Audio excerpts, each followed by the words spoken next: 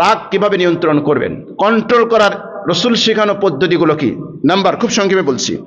1 number, কখনো যদি আপনার রাগ বেড়ে যায়, রাগ নিয়ন্ত্রণ কিভাবে করবে? 1 নাম্বার হচ্ছে অবস্থার পরিবর্তন করবেন।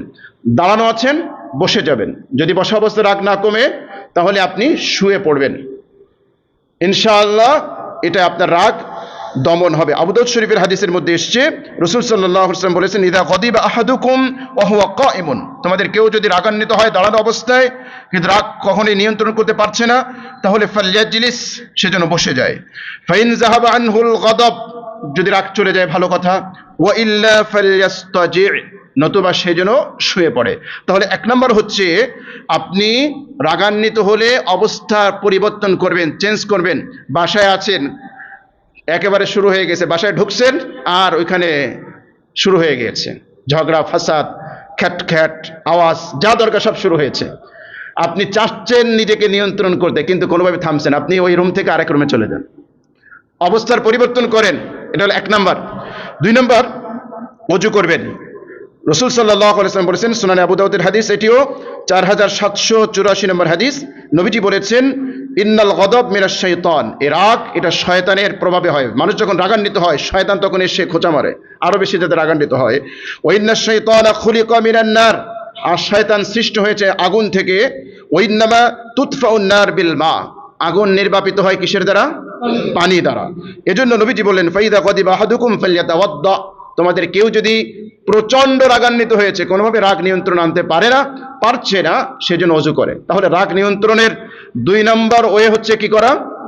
ওযু করা। 3 নম্বর, চুপ থাকা, কোনো কথা না বলা। কোনো কথা না বলে একেবারে খামোশ দাঁড়িয়ে থাকবেন। 1 মিনিট 2 মিনিট নীরব থাকলে রাগ চলে যাবে। রাসূল সাল্লাল্লাহু আলাইহি ওয়াসাল্লাম বলেছেন, ইদা গাদিবতা ফাসকুত, যখন তুমি রাগান্বিত হও তুমি চুপ থাকো। মুসনাদ আহমদে এসেছে 2191 নম্বর হাদিস। 4 নম্বর, আল্লাহর আশ্রয় চাওয়া। কোরআন আমাদেরকে বলছে, ওয়াইম্মা ইয়ানজাগান্নাকা মিনাশ শাইতানি নাজগুন ফাস্তাইয বিল্লাহ, সূরা হামিম আস-সাজদা 36 নম্বর আয়াত।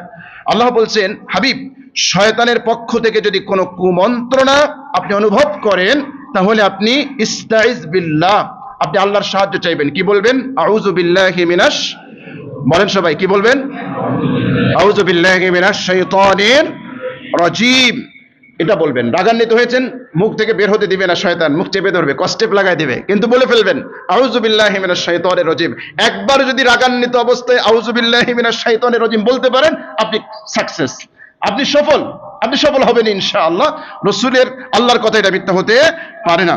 আমরা একটা হাদিস এখানে দেখি, 6540 নম্বর হাদিস, সহিহ মুসলিমের। রাসূল সাল্লাল্লাহু আলাইহি ওয়াসাল্লাম দেখলেন যে 2 ব্যক্তি ঝগড়া করতেছে। আল্লাহ রাসূল বললেন যে আমি এমন একটা কালিমা জানি, যদি এই 2 ব্যক্তির কোনো এক ব্যক্তি এই কালিমাটা বলে, তাহলে তার রাগ কমে যাবে। সেটা কি? নবীজি বললেন, আউযু বিল্লাহি মিনাশ শাইতানির রাজীম। তাহলে কয়টা গেল? 4টা। 1 নাম্বার অবস্থা পরিবর্তন, 2 নাম্বার ওযু করা, 3 নাম্বার চুপ থাকা, 4 নাম্বার আল্লাহর আশ্রয় চাওয়া, আউযু বিল্লাহি মিনাশ শাইতানির রাজীম বলা। 5 নাম্বার, রাগ যদি দমন করেন, তাহলে আল্লাহর পক্ষ থেকে আল্লাহ পাক পুরস্কার দিবেন, এটা মনে মনে ভাবা। হাদিসের মধ্যে এসেছে, ইবনে মাজাহ হাদিস 4189 নম্বর হাদিস, নবীজি সাল্লাল্লাহু আলাইহি ওয়াসাল্লাম বলেছেন, আল্লাহর সন্তুষ্টি অর্জনের জন্য বান্দার ক্রোধ সংবরণে যে মহা প্রতিদান রয়েছে, অন্য কোনো কিছু সংবরণে এরকম প্রতিদান নাই, এটা মনে রাখবেন। আরেকটা হাদিসের মধ্যে এসেছে, আবু দাউদ শরীফের হাদিস 4777 নম্বর হাদিস, যে ব্যক্তি ক্রোধ সংবরণ করবে, কিয়ামতের দিবসে আল্লাহ রাব্বুল আলামিন তাদেরকে জান্নাতের মধ্যে হুর আইনদেরকে বেছে নেওয়ার ইখতিয়ার দান করবেন। তো এটা মনে করবেন যে যখন রাগ এসে যাবে, ক্রোধ এসে যাবে, তখন আল্লাহ, আমি যদি ক্রোধ সংবরণ করি, রাগ নিয়ন্ত্রণ করি, আল্লাহ রাব্বুল আলামিন আমাদেরকে পুরস্কৃত করবেন। 5 পন্থা অবলম্বন করলে আশা করা যায় আমরা ক্রোধ নিয়ন্ত্রণ করতে পারবো ইনশাআল্লাহ। শুধু এতটুকু চিন্তা করবেন যে আপনি রাগান্বিত হয়েছেন, এই রাগ এটা শয়তানের পক্ষ থেকে আসছে, খোঁচা মারতেছে, আর আল্লাহ আপনাকে রাগ নিয়ন্ত্রণের জন্য পুরস্কার দেওয়ার জন্য বসে আছে। এখন আপনি সিদ্ধান্ত কিভাবে নেবেন? চিন্তা করবেন যে আমি যদি রাগ নিয়ন্ত্রণ করি, তাহলে আল্লাহ আমাকে পুরস্কৃত করবেন, আর যদি বিস্ফোরণ ঘটায় ফেলি, তাহলে শয়তান খুশি হবেন, আমি কাকে খুশি করব? এটা যদি চিন্তা করতে পারেন, ইনশাআল্লাহ সুম্মা ইনশাআল্লাহ আপনার রাগ আপনি দমন করতে পারবেন। পারবেন না ইনশাআল্লাহ? ইনশাআল্লাহ। আল্লাহ রাব্বুল আলামিন কথাগুলোর উপরে আগে আমাকে এবং যারা আমরা শুনেছি শুনবো প্রত্যেককে আমল করার তৌফিক দান করেন। আমিন।